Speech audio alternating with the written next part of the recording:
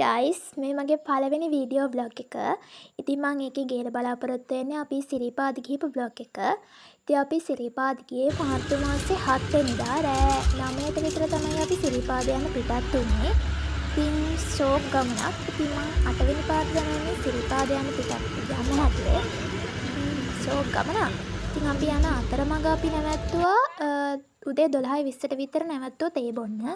අපි ආපහු තේ බීලා ගමන පටන් අරගෙන සිරිපාදේ හරියේ මෙතන මවුස්සා කැලේ සමන්දේවල පහු කරාට පස්සේ අපිට හම්බුණා දන්සලක්. එතනින් අපි තේ බිව්වා.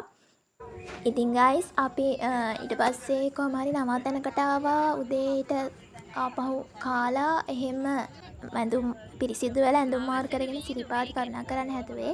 ඉතින් මට ඒ වෙලාවේ නම් වීඩියෝ එකක් කැප්චර් කරගන්න බැරි වුණා. පස්සේ අපි මේ උදේට කාලා ගමන පිටත් උනේ 7ට විතර. මේ 7ට අපි යන ගමන් තමයි මේ තියෙන guys මවුස්සා කැලේ ජලාශයලු. ඉතින් මාරම ලස්සනයි. අපි එතනදී දැක්කා සන්රයිස් එක උදේ. සිරිපාද යන කලින්ම අපි සන්රයිස් එක ලස්සනට දැක්කා. ඇත්තටම මාරම ලස්සනයි. ඒ කියන්නේ ජලාශයක එක්ක ගස් කොළනුයි එක පුදුම ලස්සනක් තියෙන්නේ. ඔයාලා දන්නවනේ. ඔන්න ඉතින් guys අපි ගොඩක් දුර ගෙවාගෙන එනකොට මෙන්න මෙතනදී තමයි අපි පළවෙනි වතාවටම සිරිපාද දැක්කේ. ඉතින් ඇත්තටම පුදුම සතුටක් හිතට දැනුනේ. ගොඩක් දුර ඇවිල්ලා සිරිපාද මෙහෙම ඇස් දෙක ගන්න තියෙනවා. ඒක මාරම සතුටක්.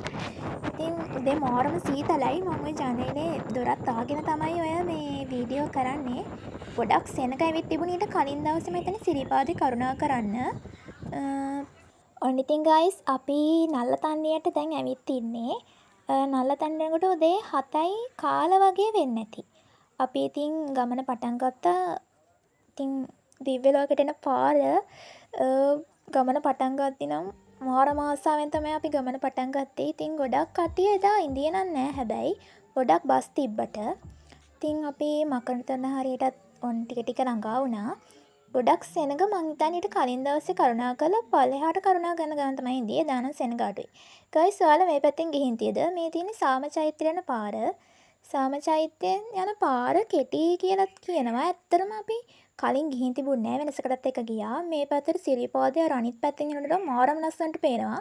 ඉතින් අපි එතන ෆොටෝ සුට් ගැහුවා. ඇත්තටම මාර ලස්සනට එතන කැප්චර් කරගන්න පුළුවන් සිරිපාදේ. ඒ තියෙන්නේ.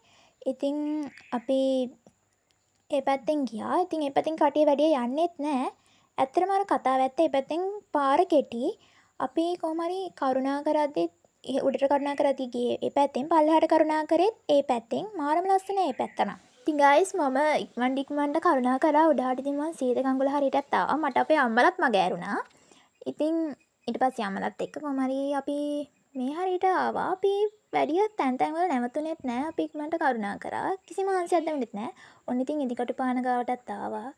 ගයිස් මෙතනින් තමයි කෝඩු අය ඉදිකට්ටයි නූලයි උඩහටම ඇදගෙන යන්න තියෙන්නේ. ගොඩක් නූල් තිබ්බා. අතරම පෑගෙනව නූල් මේ පඩිපෙළ වලට. ඉතින් මම කෝඩු නෙමේ නිසා මම මේ චාරිත්‍රය කරේ නැහැ. ඉතින් ඔන්න ගයිස් අපි මහගිරි දඹේ හරියේ උඩ මළුව හරියේ ඉන්නේ. මේ තියෙන්නේ සිරිපද නාය ගිහපු තැන. ඉතින් එතන මාරම ලස්සන එතන view එක වෙලාවකට බයත් හිතෙනවා. මේ ඉතින් අපි එතන ඉඳන් ඉදිරියට පඩිපෙළ ටික නැගගෙන යන වෙලාවේ ඔන්න තියෙනවා. ඉතින් දිව්‍ය ලෝකයේත් උඩ මාරම සතුටක් තිබ්බේ. ගොඩක් වෙලා කරුණා කළා සිරිපාදේ පත්මේ දැක්කහම ඇත්තමයි තිබ්බ මහන්සිය ඔක්කොම නැති වුණා.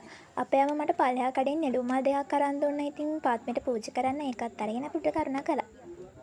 ඉතින් guys අපිට උඩමළුවේ නම් මුකුත් වීඩියෝ කැප්චර් කරගන්න බැරි වුණා. මොකද ඉතින් උඩමළුවේ වීඩියෝ කරන්න දෙන්නේ නැහනේ. අපි උඩමළුවට යද්දී උදේ 10 විතර වෙනට පූජාවටත් කොහොම හරි ඉන්දියා. ඉතින් අපි ආපහු 11 මාට 12ට වගේ තමයි පල්ලෙහාට කරුණා කරේ. අපි කරුණා කරේ රත්නපුරා පාරෙන්.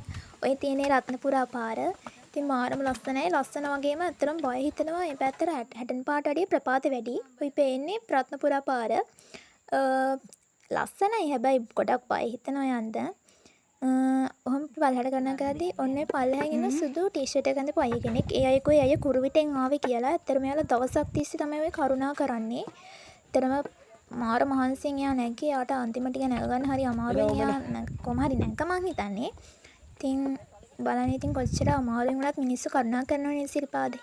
අපි ඉතින් රත්නපුරා පාරෙන් බැස්සට අපි ආපහු හැටන් පාරට මාරු වෙනවා ෂෝට් කට් එකකින්. මේ තියෙන්නේ ෂෝට් කට් එකෙන් අපි දැන් හැටන් පාරට මාරුන ගමන් මේ තියෙන්නේ පාර. පාරත් මාරම ලස්සනයි. එතෙන්ට සිරිපාදේ මාරම ලස්සනට පේනවා. ඉතින් එහාට වීඩියෝ ගත්තේ නැහැ. ඉතින් මගේ channel එක subscribe කරලා තියාගන්න.